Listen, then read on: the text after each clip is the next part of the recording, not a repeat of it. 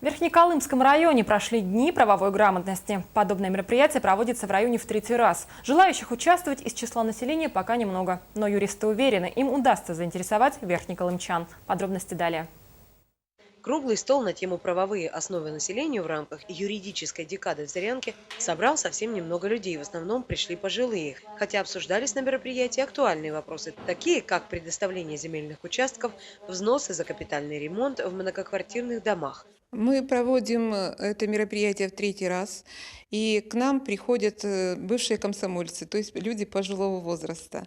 Но мы надеемся, что к нам будут и молодежь приходить, потому что мы пропагандируем эту тему, ходим в школу. В этом году работа правового отдела районной администрации активизировалась. Так, для граждан еженедельно проводятся дни приема по разъяснению возникающих вопросов и оказанию юридической помощи.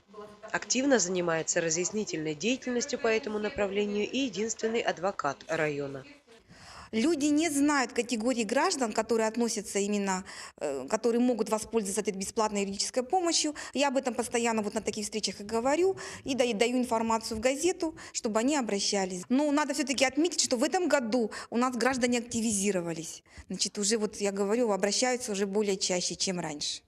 Неделя правовой грамотности проводится в Зырянке в третий раз и включает в себя встречи не только со взрослым населением, но и со школьниками.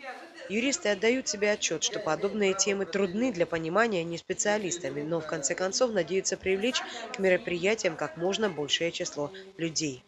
Наталья Ломанова, НВК «Саха», Зырянка.